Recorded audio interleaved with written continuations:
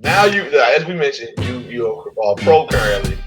So like you had when we talked about how great your last year was, NCAA tournament team, lost in the semifinals of your conference tournament, you first team all conference. Now you're getting ready to go pro. Trying to decide what age you might want to sign with, what team you want to sign with. So just tell us about that whole experience of that of once you finish playing, now you're looking to be on the next level. So just give us the rundown of how that went. Okay, man. So I'm gonna give you a crash course of like the beginning of the summer. Right before graduation, I think 4 days before graduation, I left to go to Europe, specifically in Valencia, Spain, where I'm playing in the area that I'm playing right now, to go to a camp called Euro Pro Basket. Fast forward to the end of that, I ended up being MVP at the camp. Great experience. Played with a lot of good talent, and got some good opportunities to go play after out of that. Coach Moore was able to get me an opportunity through a guy that he knows. His name is also John Thomas. Oh, it's John Thomas, Jordan Thomas. I'm mistaken last names and first names. His name is John Thomas, and he was able to get me a deal to go play for one of the top teams in Bolivia.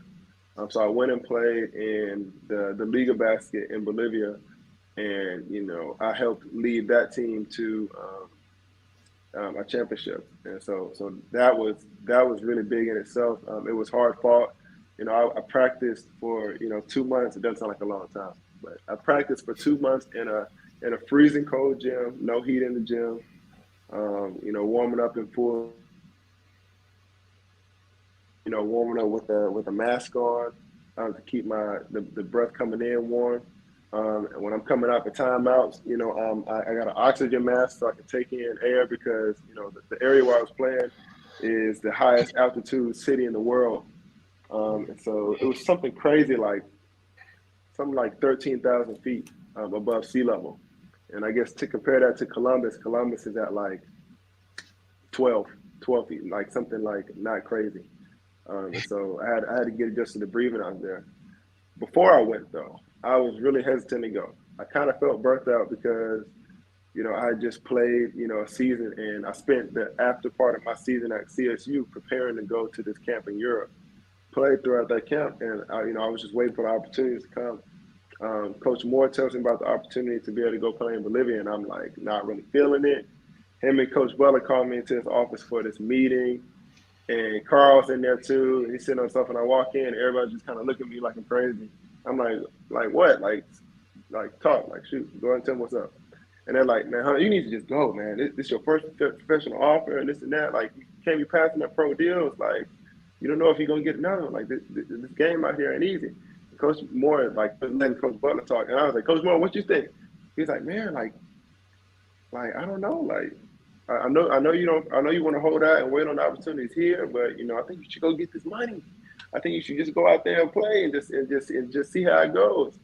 And so through the encouragement by my coaching staff from CSU and from my godfather and from my family, and just the reassurance that it's going to be okay. I can go out there. It'll be fine. I went out there, and things went better than I could ever hope. I was blessed to be able to win a championship, on my first professional deal ever. And so, that was great in and of itself. And then, from there, I was able to, come home for maybe a week and a half or so, which was good time to rest and just good time to spend with family before I came out here to Spain. Hmm. Man, that overseas life is something different, man. Cause Zay had some stories about his time overseas too. It's like you talking about warming up in full sweats. You know, about you got a mask and everything. And it's just that's crazy, man. So like championship, your first season. We tried to get you on around the time around that, so it's a little delay on that. But but how did it feel to like? Nah, you good. I promise you good. But how does it feel to be like first year? Like you know what I mean? Like is you dreamed of playing overseas, you dreamed of being a pro, and it's like to finally be there. Like that alone is just like it's a blessing in itself. But anyway, the championship in your first year, like to ball out and do your thing. So how did that feel? And tell about the championship game. I heard you not got a nice story about that. So tell about the championship game too. Man, so just the overall feeling, like for me, it was a bit overwhelming. Um, You know, we were a team who were, you know, very good compared to the other teams. But we went up 2-0 in the championship series. And it's best. It was best of 7 or no, best of 5. Excuse me. So we were up 2-0. And so we're thinking, you know, we got one more game to close it out. Mind you, I joined the team when they were already 10 games in. They had lost like a game. When I got there, we didn't lose any games. So we played like, I guess, 13, 14 games. We hadn't lost any games. And we ended up going down. We ended up losing 2 games in a row after going up 2-0. So it's 2-2. The momentum's with this other team, like, I think guys were like worried. I was worried, you know. So going into this game, I'm just having a mindset like, man, I'm gonna go out here and just go hard, give my all. So I want to say it was like the first or second possession of our team, man. One of the dudes jacks up this 3, and I could just feel it was off.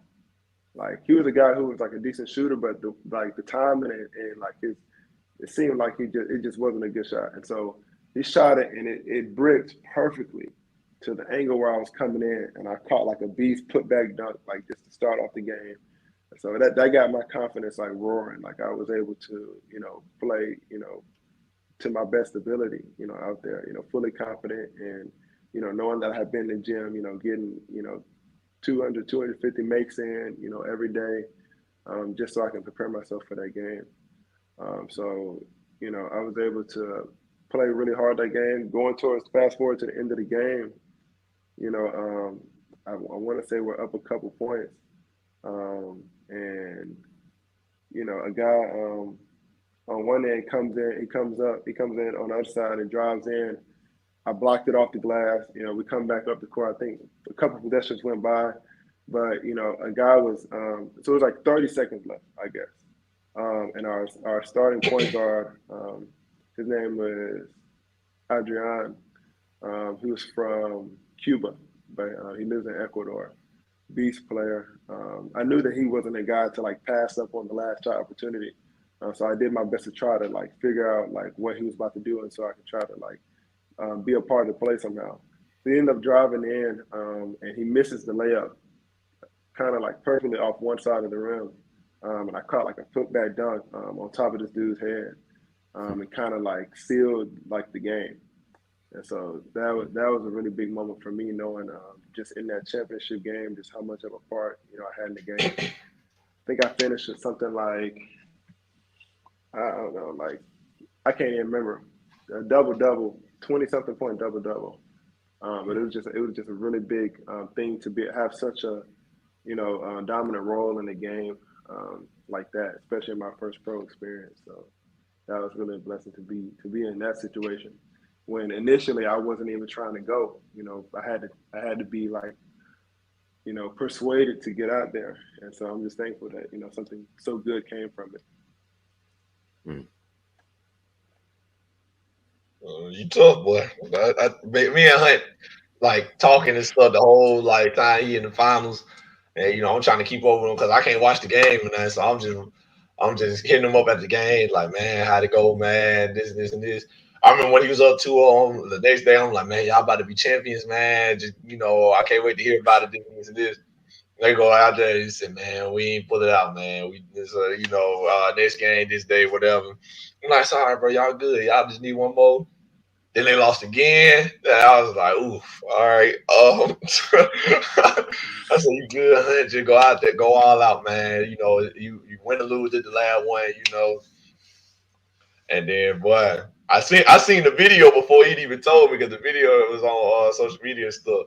But like he told me they had won, then I saw the video of him catching the putback. They ended up sealing the deal. I was like, man, that was like it's something about Hunt, but he gonna always he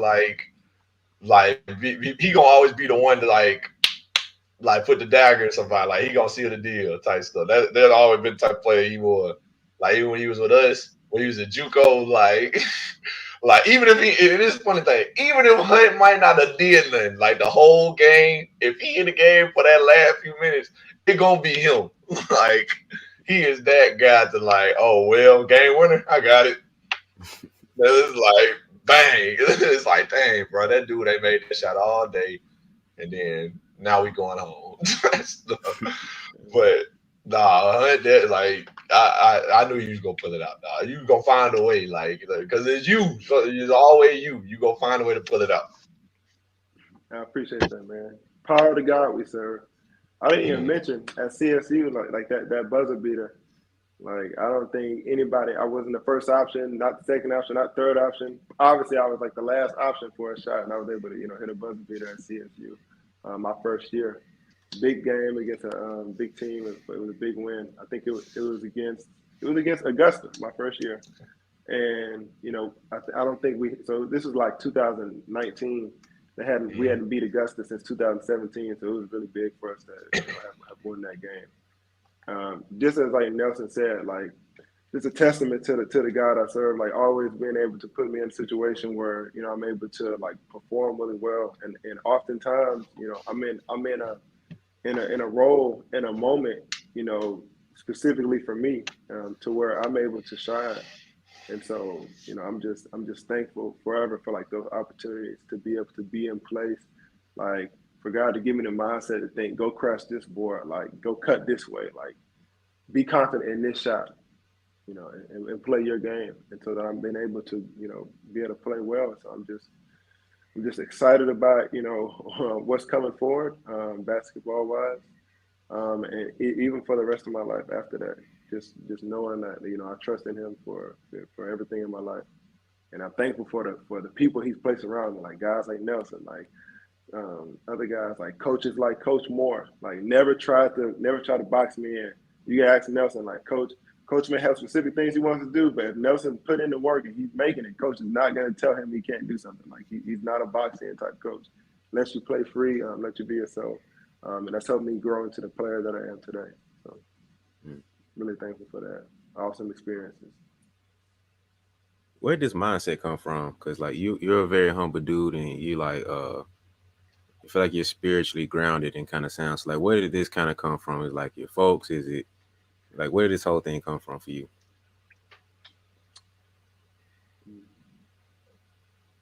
I appreciate you asking me that. So first, I would say it started off probably with my dad. My dad is a man of faith too, um, and so we kind of grew up in the church. We kind of grew up in that lifestyle. But I kind of got out of the mindset of kind of paying too much attention to the religion art, and more so kind of thinking about the relationship art with God.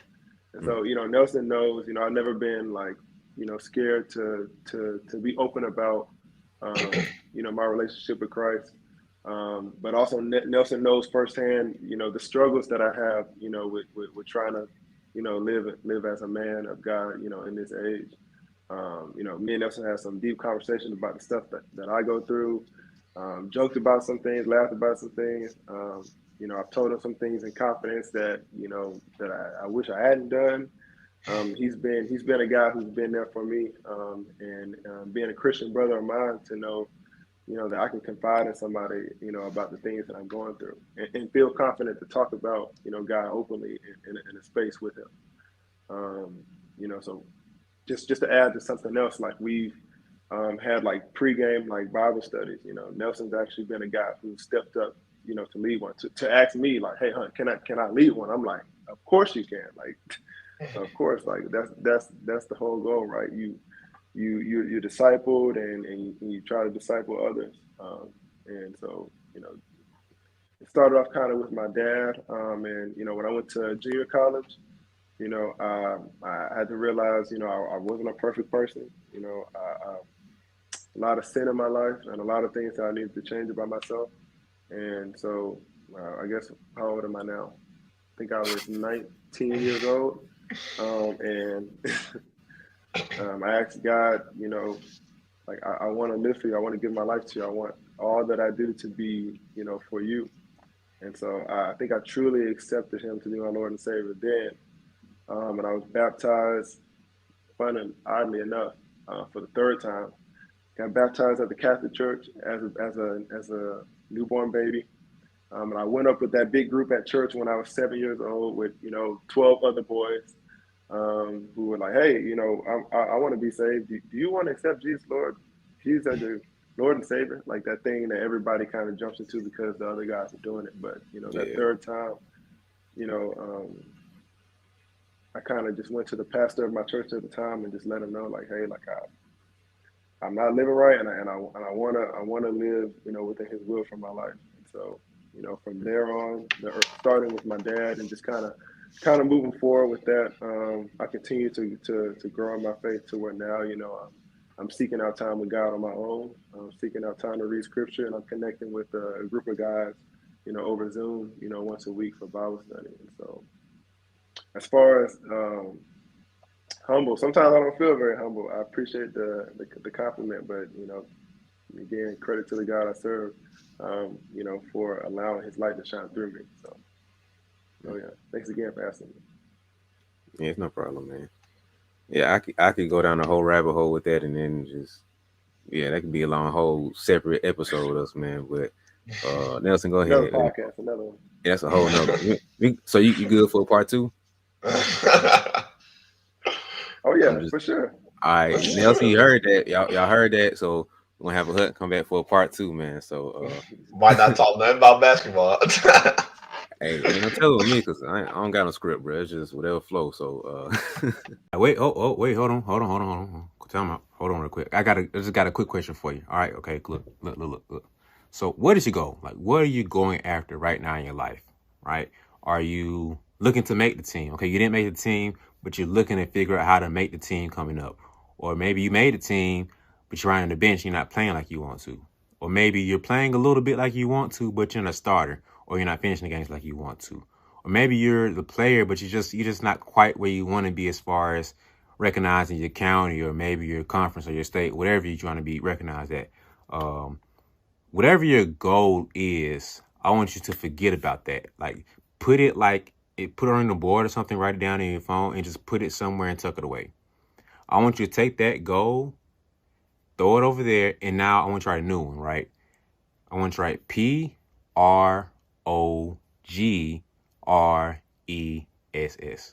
Progress. I want you to make progress your goal. Okay? So take that big goal that you have now and take it, put it in your back pocket, and just figure out how to make progress and work towards that goal. Because sometimes we get so caught up on the goal of the end goal where we want to be that we don't keep working forward and working towards that goal like we should be. So every day I want you to wake up and figure out how to just make progress. How can I be better today than I was yesterday? It's new tomorrow. The same exact thing. Figure out how can I be better today than I was yesterday. It doesn't matter how good you are or what you did yesterday. It's irrelevant. It doesn't matter. Your goal today is to make progress be better than you was yesterday. And so if you need a reminder about that, all I want you to do is to have a reminder. I want you to go ahead and get one of these hoodies. Or you get you a t-shirt. I got a couple options for you. So get you a hoodie or a t-shirt just to remind yourself, just to keep it as a memento to be like, man, today's goal is to make progress. My only goal is to make progress. Progress is the only goal. So if that fits you and you feel like you need to make progress to be your goal, go ahead and hit the link in the description below and invest into yourself. Invest into that reminder. Treat it like an alarm clock to remind you that you need to make progress. Make sure that you're focused and being intentional about the work that you had today. So progress is the only goal. Hit the description below to invest into yourself. It's not about me. Investing into yourself to remind yourself that progress is my goal for today. So that's enough for me, man. I hope I didn't interrupt you. Get back to the episode. Man. All right, go ahead, Nelson. Nah, so just to touch on like Hunt is a humble dude. Like I remember like game after game they'll interview Hunt, like hey, you did this and this and this. Talk about this. What got y'all to win, whatever. First thing you say, yeah, man, just all glory to God, man. Had to thank God for putting us in this position. Like everything gonna start with God, and I kind of take that from Hunt. I like that's something Hunt kind of taught me. I'm like, man, I gotta try to be more like that. Like everything begins and ends with God. Like, man, we would not be here without him. So like I try to acknowledge him and everything. Now that's something that Hunt definitely taught me. But like I've been the one to like Hunt be real humble on himself. Like I remember, man, this is a prime example. I remember before our last season together, Hunt like Yeah, man, we got to see who the starter's gonna be. I'm like, he's like, man, there ain't no telling who's gonna start right now. Like, we still trying to figure out lineups and stuff. And then I was like, nah, it's pretty clear that probably me and you gonna start. Like, and then I was like Langston, and then like the other two. I mean, maybe L, because L was our point guard last year. He had returned. Like L probably gonna start the 1-2. He was like, yeah, I mean, yeah, but you just never know. We don't know who could start. Like, we might not start, they might not start. I'm like, Hunt, you are starting, Hunt. Like, what? What are we talking about? I used to get mad. I'm like, what are we talking about, Hunt? Like, if I don't start, you gonna start at the 5. If I do start, you gonna start at the 4. Like, what? He was like, man, I appreciate you saying that, Neil, but you just never know. I'm like, Hunt, if you don't start, I'm not gonna play. All right. If you don't start, I might leave. Like, because I'm not gonna trust the coaching decisions anymore. This what kind of dude he is. I'm like, man, you are tripping if you think you're not gonna start out here. That's funny. I'm gonna tell you, he like one of the most humble guys I know. The only time you might see him not act humble is when he actually in the act of playing. Because when you get in the spirit of competition and stuff, clearly you got to be confident in yourself. Like, yeah, you're a whole nother person. Like, so that's part of it. Like, it's been days in practice, me and Hunter went at it, and we'll start going at each other. And like every now and then, you can see that competitive spirit come out on. He might say something to me, like like competing, and I'm like, oh, like, see, I had. Now you realize, like, oh, this really him. Like, he know he good. Like, the real me. Exactly. Like, this really him. Like, he know he good, man, but he I can tell he don't want to get too high or too low. Like he try to remain humble, remain even. Like, yeah, I know I had this talent, but like, you can tell he has his way about him. Like, I have this talent, but it didn't come from me, obviously. So like, and I feel like that's the mindset. Like, it just taught me a lot. And Hunt spoke a lot on our relationship, but like Hunt has taught me a lot about my own faith. Like, even though we may be doing different things and they living differently, whatever, like we both still, trying to live for the Lord, trying to do what's best for ourselves and give God the honor in our own ways and stuff. And just watching Hunt operate and the Bible studies and stuff. And watching him lead the Bible studies with us inspired me to do it myself. Like, hey, Hunt, can I do this when you think it'd be okay? I ain't want him to think I was stealing it from him. Like, like this is his thing, obviously.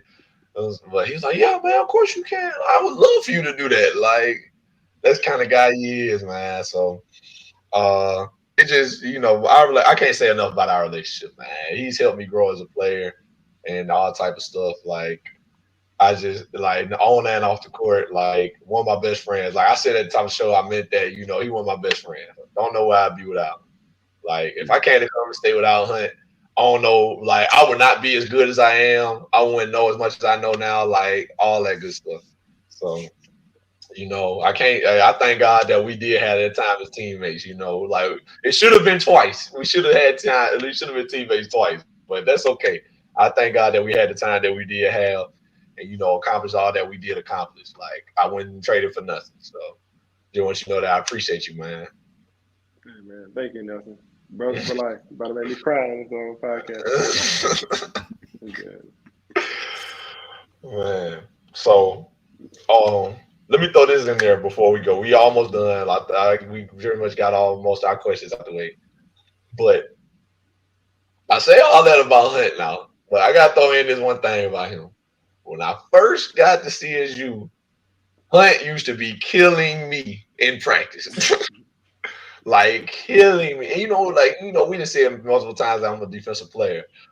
I had never been scored on so much in my life until I got here. Like, how, like, I don't know if you ever seen the Knuckleheads podcast, and they'll be like, there are two NBA players. They have a lot of NBA guys on, and the first question they always ask NBA guys, like, when you first got to the league, who's that first person that like bust your head, gave you that welcome to the league that made you realize, like, dang, this is the NBA, like, this is the league. That's the first question they always ask NBA guys.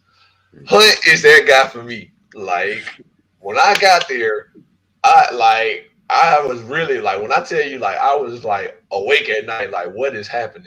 Like, like, no way, like, because I feel like I would be guarding him perfectly. And Hunt, one of them guys, he left-handed, but like anything he had going left was going in. anything. Like, and I'm like right here, hand right here, everything. Left hand finish. He ain't need to see the goal. And so, I just want like this is like one of my like favorite stories to tell about Hunt. When I was there, when he was here my first year, I had hurt my ankle, right? Sprained my ankle right before we started practicing. He already know what I'm saying. I sprained my ankle right before practice started, like right before we started like getting into practicing every day. When I sprained it, yeah, I missed a lot of conditioning and stuff. And then like I came back, I was like playing with an ankle brace and stuff. I was still a little behind. So I got my ankle brace. I came back. I had been back practicing for like a week, maybe a week and a half, 2 weeks. We had a scrimmage at the end of that second week. So we had a scrimmage that Friday. Man. So I'm playing hobble, right? Like I'm not 100% by any means. I'm probably like 70%. Hunt know this now. And I'm guarding him the whole game. Hunt tearing me up. Like when I tell you, like there is nothing I could do, especially with like he was already scoring on me before that. But on a bad ankle, Hunt ended up in the scrimmage with 20 points, 20 rebounds. Like he actually had like 24, but like he had a 20-20 game in the scrimmage. I'm like, bro, like I'm looking at they sent us the stat sheet stuff. I'm looking at like there's no way, bro. Like what happened? I knew it was bad, but Coach Butler knew I was hurt. Everybody knew I was hurt, but Coach Butler was my coach in the scrimmage. He's like, man, Nelson, I know you. Like, I'm finna come get you in the set. I'm finna give you a break. This. Like you trying to be sympathetic. Hunt then had like this fantastic game. That next Monday, I come in. We finna watch film, right? I'm in the gym early though. We finna watch film. I see Coach Butler. Coach Butler said, "Hey, we finna watch film on the scrimmage today. Just have your big boy pants on." He said, "Have your big boy pants on. All right. You finna have your welcome to Columbus State." These are his words. You finna have your welcome to Columbus State.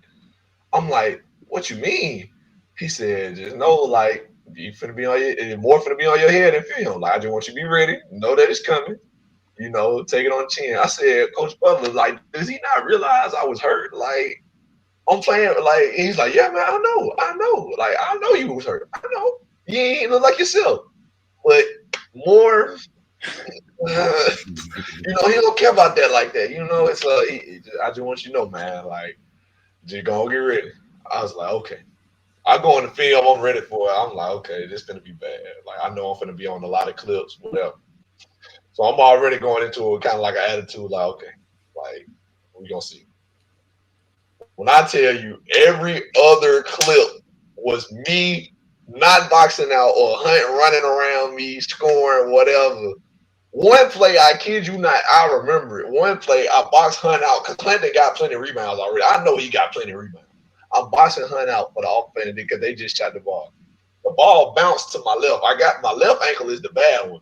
I couldn't like lift this way to go get the ball. Hunt swim moves me, goes to get the ball, gets it, takes one dribble, lays it up.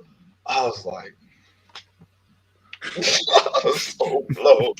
I was so mad. And so the whole film, every other clip was me. And like from that day forward, like I was like, nah, bro, something got to give, something got to change. Like, even though I knew I was hurt, I was like, something got to change. Like, I'm not gonna keep getting killed in practice every day. But little did I know, Hunt killing me in practice every day that first year is what in turn made me the defensive player of the year.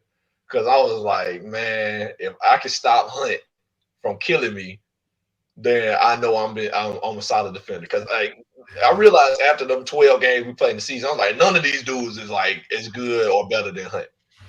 Like they might be, you know, as good as him, close to him. You know, they're good scorers, obviously, but like none of these guys is getting buckets the way Hunt was killing me. So I'm like, nah, if I can stop Hunt, then I know I'm something. And then that next year, now don't get me wrong, now Hunt still had some days he was killing me. Like I ain't gonna take. I can speak to this. Go ahead. So it didn't help that Nelson was already self-proclaiming to be the defensive player of the year. I still was in this kind of mindset where I wasn't really using my right hand, not really in post-ups. I would use it in momentum, like slashing to the rim and like, driving to the goal, but never in post-ups. Nelson had that figured out. Like he got to a point where I was getting called out consistently in practice. They were like, "Hey, you gotta use that right. Gotta use that right. Gotta use that right." And I'm like, "Okay, you guys keep saying that. They keep saying go to the right. Now he knows I'm going right." So I had like a little point in time where I was panicked, and I was like, in my head, I'm thinking, like, I'm not getting nothing. Like Nelson knows, like there was a big period of time like this, like my last year at CSU, where I'm struggling just to get my buckets because he's taking away my left side completely. Like he's gotten more athletic. He ain't playing on no hurt ankle. Like he's played with me for a year, so he's got my moves figured out. But he's not letting me get nothing easy. Like I'm not getting anything easy. He's taking it away. So that made me have to like take it up a notch. That was one thing that had to make me like become a better player. I had to add more to my bag. I had to play stronger. Nelson knows most of the time, if I didn't get my body into Nelson before I went up for a layup, he was probably gonna block my layup. Like he was just that aware defensively, and not only that, like he started to pick it up on the offensive end, to where Nelson's the guy that can finish both hands amazingly around the rim. Like I hesitate to say his left hand hook is like almost smoother than his right hand hook. That's fair to say. The way he goes to it, it's pretty good. And so, along with that, like it was one thing to go at Nelson on the offensive end, and then not have to worry about him so much on defense, other than like boxing him out. But like now he's coming to me on both sides, and so we got to the point really where it was pretty much even tear, going toward the end of the season. That's just credit to the work that Nelson puts in, to be able to be a better player. Like he didn't just say like, "Oh well, it's Hunt, I ain't gonna be able to stop him." Like we have practices where neither one of us are getting much going at all. We're both just attacking each other. And like I remember one practice, man, Nelson, we were having like an inter practice scrimmage. It wasn't nothing big, and it was like the last play of the day or whatever. And Nelson has been locking me up pretty much the whole day. I've been getting like only stuff here and there. I probably wasn't shooting a great percentage. I caught a face up like towards the baseline, and I did like some quick like ball shakes in front, and I ripped through. And Nelson like reaches. I crossed over, I ripped through, and Nelson reaches, and he like missed it. And I drive baseline, and I go up to dunk, and he gets like this close from like still blocking my dunk, and I dunked it. And they're on his head about it just because of the type of defensive player he is. He makes one defensive like lapse, which somebody could argue like that's still pretty good defense, just good offense too. And they're not letting Nelson hear the end of it. They're like, "Nelson, why Nelson?" Like I can hear them saying it. Coach Butler and Coach Moore, like they're on his case about it. Just because I scored once, I probably haven't scored in like 10 minutes.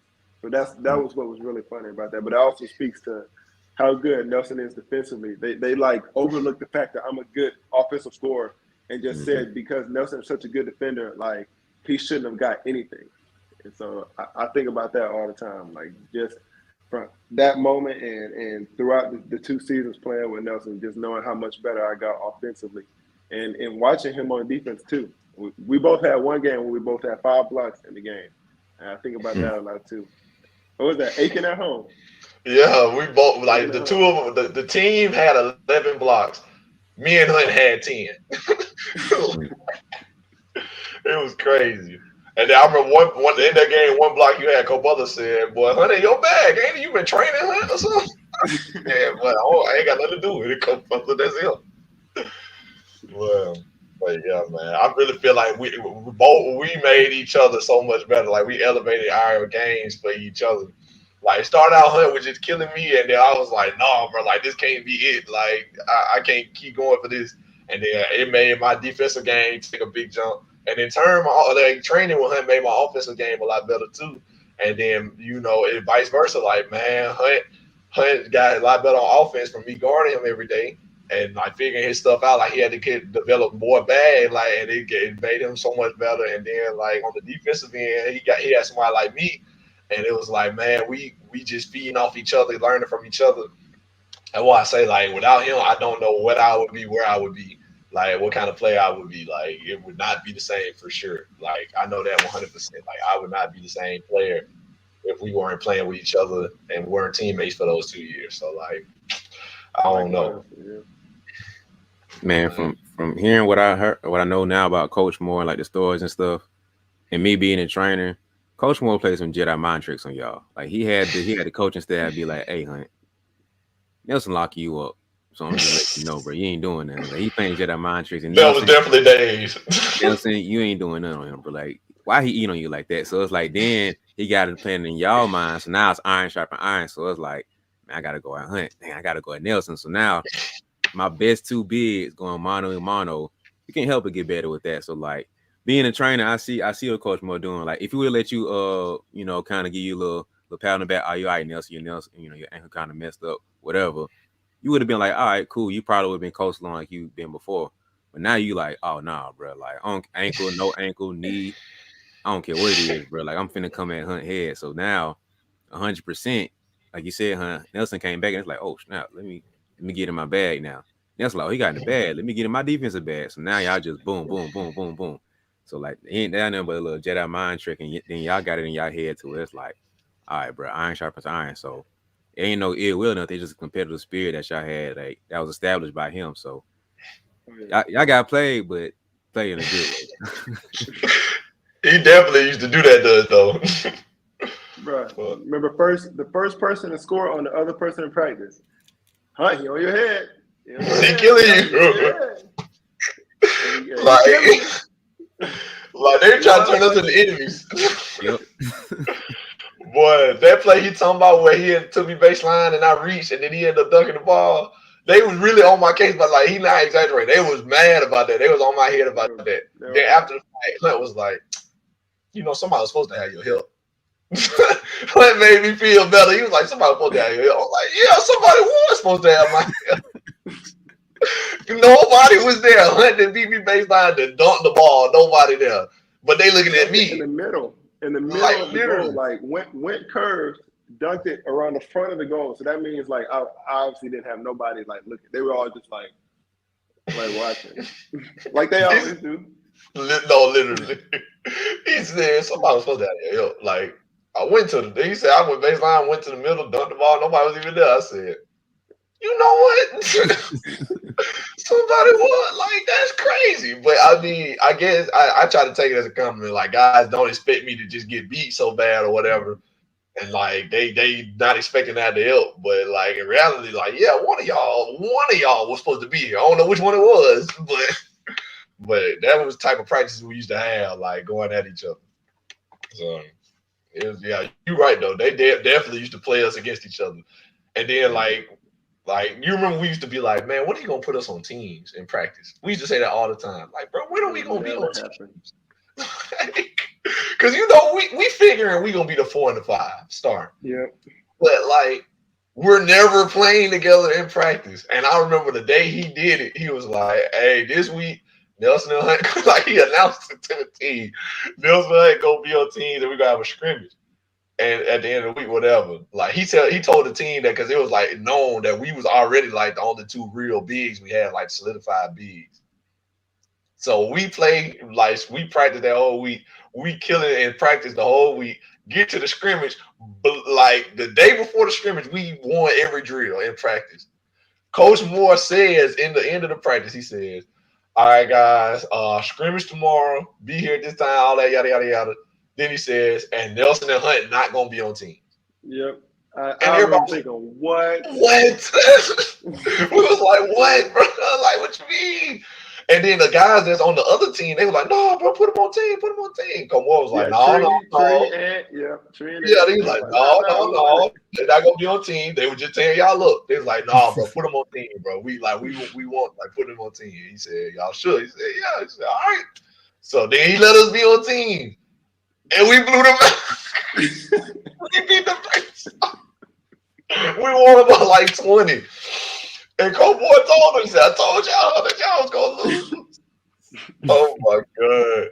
That was when I knew, like, I ain't gonna lie, that's when I knew that me and Hunt was special. Like together we was gonna be unstoppable. I knew that from that day, because like us just being on the same team in practice, killing, like not losing no drills, and then we scrimmage, blow the other team out. I was like, yeah, like there's no way. Like me and him definitely like we got something special. And that was my first year, so I still wasn't even like reaching my full potential in there. And so, man, that was the beginning of like, dang, these the two best bigs in the league. Oof, man. All right, so that's it, man. That's enough story time. Reminiscing. All right, but B, you got anything else you want to give to my boy? So mental toughness is one of the biggest things that I know pretty much every coach preaches to the players, and also one of the biggest factors in the players' game is the mental toughness.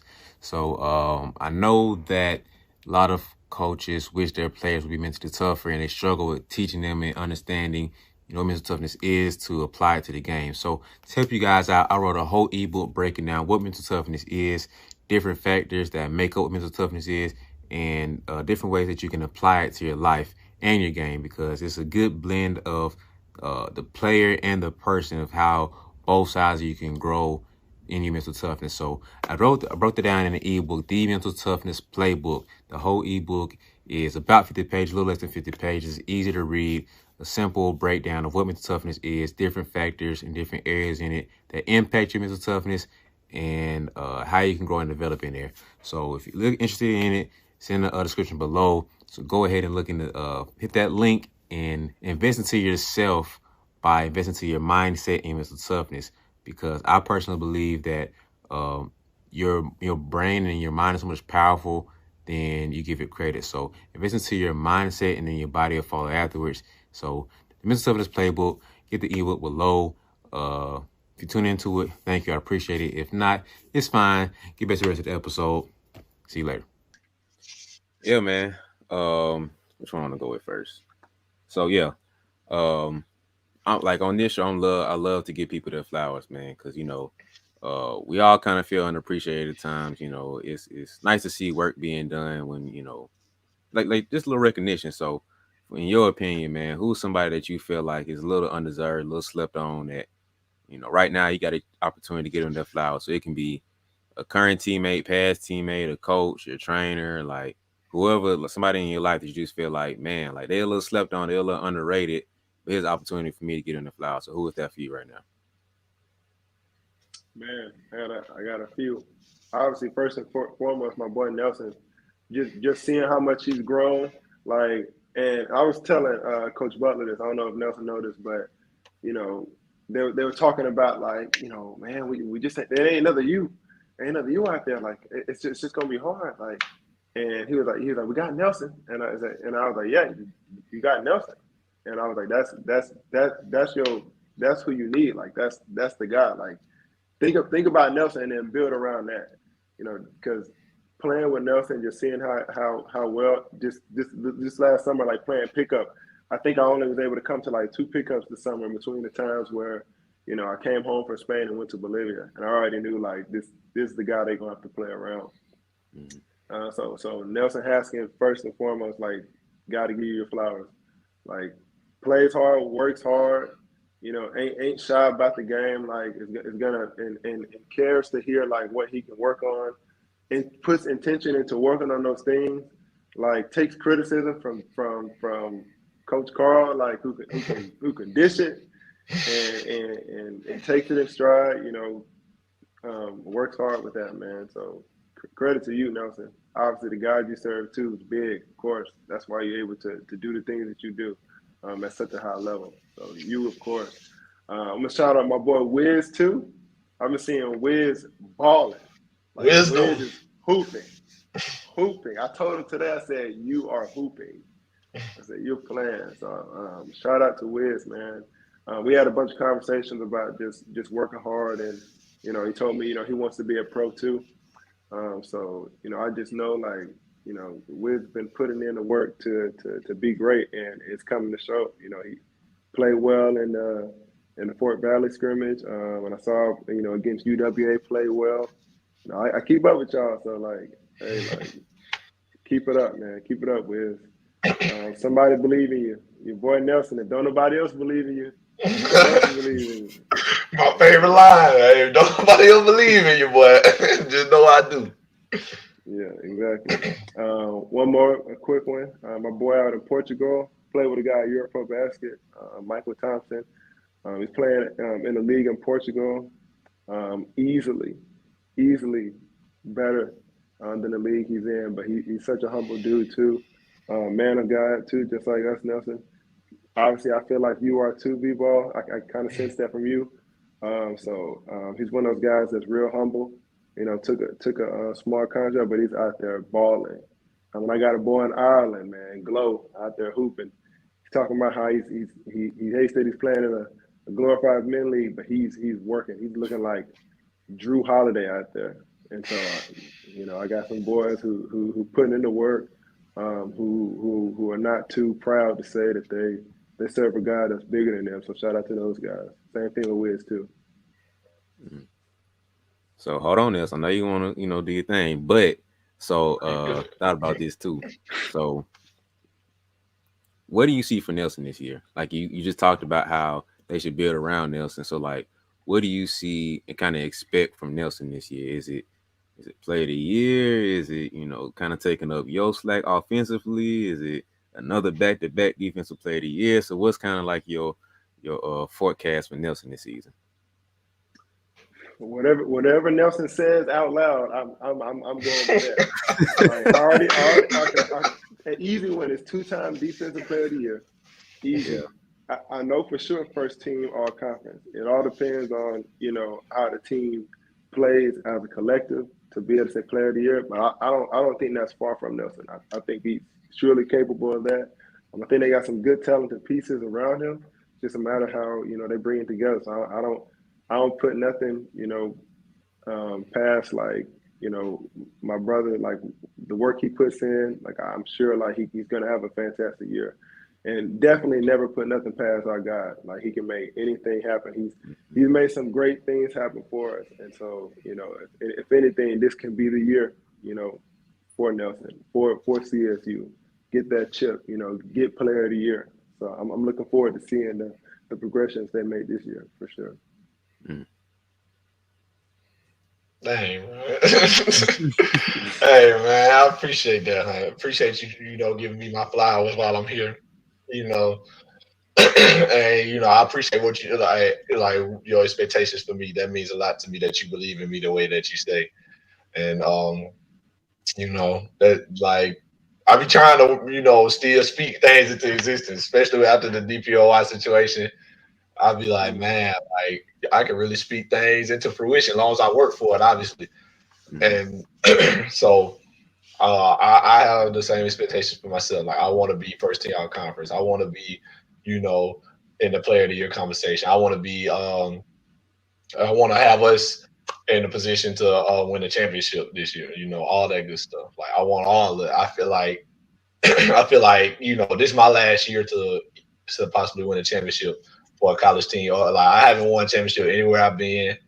I ain't been close really because like last year and my sophomore year in my JUCO was the closest I've ever been. Both times we lost in the semifinals to the team that ended up winning it all. So, it's one of them things like, man, like this is it. Like, of course, I'm still going to become a pro and all that, have more opportunity, but like, I feel like it ain't gonna be the same for like these college days of waking up 6 o'clock in the morning and running and going to class and all the struggle and stuff that we had to, and the sacrifice we got to make.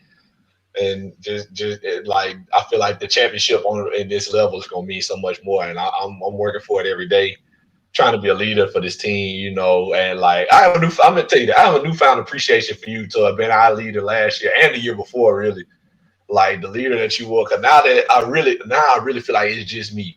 And I tell guys like no offense to the guys on the team, but I tell guys like, man, last year, we had Hunt. I feel like, Hunt was the leader, and then I could kind of just come behind Hunt and like, even if guys didn't take what Hunt said and like take it the right way or take it positively, I can come behind Hunt and be like, yeah, man, you good. He just saying like, you got to be here, man. Like we need you to do that, this, and this. Like they might not like what Hunt said or like be upset because Hunt might have yelled at him or anything. Like he never said nothing crazy, obviously, but like, some guys just don't take that kind of criticism well.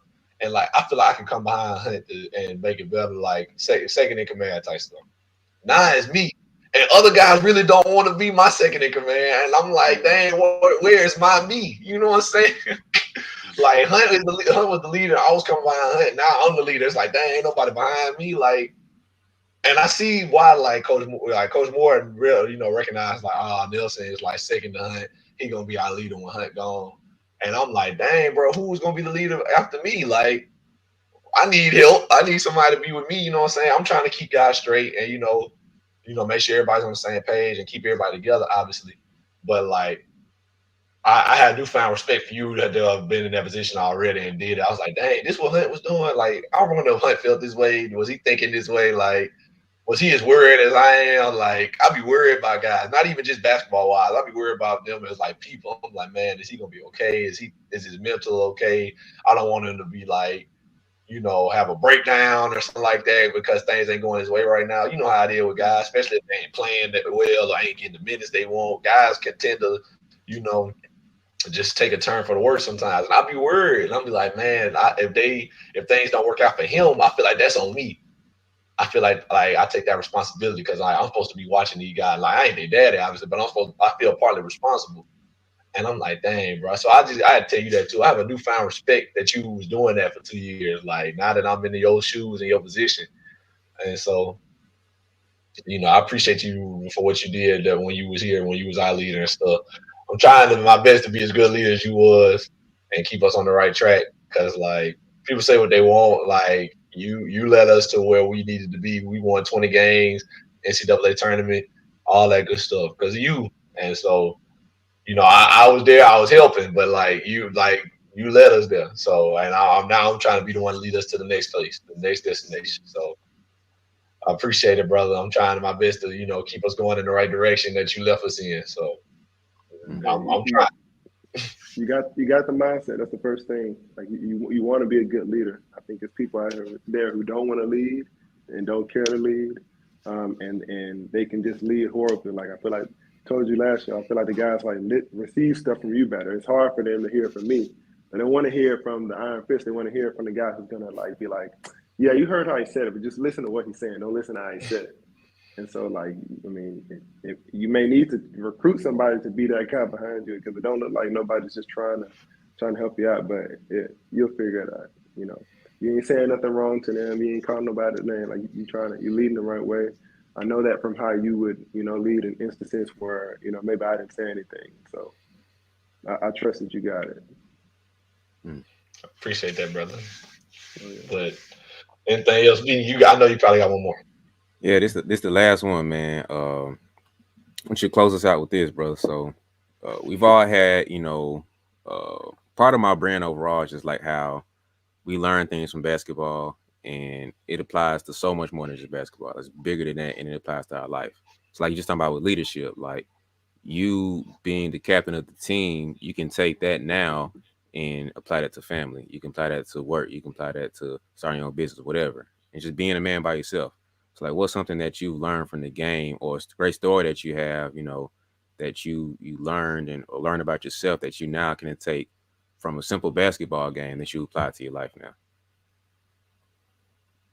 So, I'm gonna keep it brief because I'm running on 4%. I should have brought my charger here on my iPad. But I'm really kind of what you were speaking about in the beginning of the question. Just about being a man, like being on a basketball team is bigger than just shooting the ball and scoring and playing defense. It's about like relationships. Like you can't be a cohesive team. You can't be a team with good chemistry. You don't have a good relationship with the guy on the team. Like Nelson knows, we've had some dudes that are impossible to deal with. Impossible. They make it impossible. But you got to do the impossible. Like you have to put your work in to try to understand guys, to meet them where they're at. To love them, with their shortcomings in the same way that we have our own shortcomings.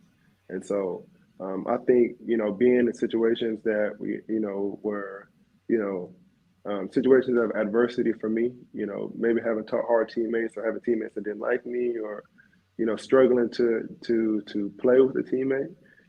I think that's preparing me for areas in life, like in my work in the workforce, after ball, with kids. It's going to be that one defined kid. Everybody has one. It's going to be one that's defined. You're going to have to learn how to lead a household. It's a lot of things, like how to talk to people. Nelson knows Christian Chambers, you know, and I think about it all the time. I said something to him, and me and Nelson, we laughed about it a bunch after this. He told me, he said, you got to watch how you say stuff to people. He was like basically talking about my tone, and I was just like, in the moment, like me and Nelson, like, and everybody like, shut up, Christian.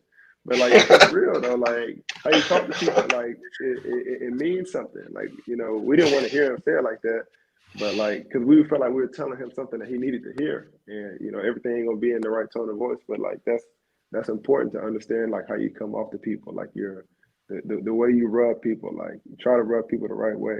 And so like he said that, but I never forget like how his reactions to things that were going on, like you got to work on your body language. Like he would say stuff like that.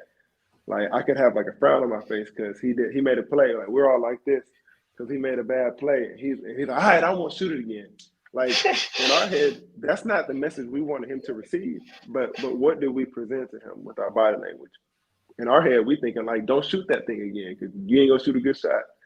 You know, so that's what we presented to him. So like if we, like I said, you know, those things to like pay attention to, like body language, you know, how we speak to people, tone of voice.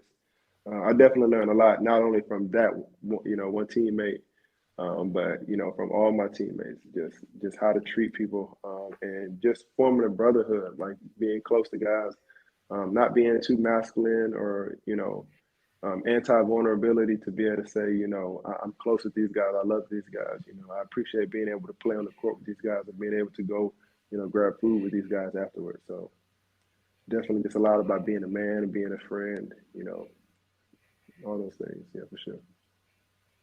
Mm-hmm. It's a good lesson to learn, man. So I'm glad you learned that, man. Hopefully somebody else can take from that and, you know, apply that to their life, man. But that's it for me, man. I appreciate you hopping on. Nelson, anything else you can wrap us up? If not, No, I think that's it, man. We probably been here long enough. Hey, Go ahead. I just want to thank y'all so much, man, for having me on the podcast. Nelson knows a lot, you know, me working on scheduling to get in on here. Sometimes it was my own fault. Sometimes it was a situation of time difference. But I really appreciate y'all having me on here, man, for sure. Of course, brother. No, we got to get you on here. Yeah, nice to meet you, brother. Yes, sir. Nice to meet you too, man. Yeah, most definitely. All right, man. That does it for another episode of the BeBall Jones podcast, man. We appreciate y'all for listening. We hope y'all enjoyed it. Be sure to like and subscribe, man, and leave comments down below. If you got any questions for Hunt that we might not have touched on, something you want to know about him, just leave a comment. I'll get it to him. You know, don't worry about it. We'll get down. So yeah, man. Please be sure to like and subscribe and share the episode, man. We feel like it's a good one. Hopefully, I got something out of it. But anyway, y'all be sure to follow Brian on all social media at BeBall Jones on all social media platforms, and then you can follow me on Twitter. It's Twitter first, there it is at LeonardH34 at Nelson.Haskins on IG, and you can follow me on my name on Facebook, and we keep the conversation going on over there. And be sure to follow Hunt, man. Follow Hunt on Instagram at @WiseBallers. You can see it on the screen if you're on YouTube, but if not, it's @WiseBaller, exactly how it's spelled. And y'all follow him up over there and follow his journey, man. He a pro now. Y'all check him out. Keep up with him. He killing it also, by the way. So y'all feel free to go follow him over there. Be sure to follow the podcast on TikTok. You can see it going across the bottom of your screen. We got a couple of podcast clips on there, a couple of those little edits for y'all. So y'all be sure to go follow us over there and like those up, check those out for us. But yeah, man, that does it for another episode. Be sure to tune in next week for another great one. There might be another interview. We might be on here debating. We might just try to give you some games. So you never know until you show. And check us out next week. But all that being said, man, once again, we appreciate y'all for listening. And without further ado, we out.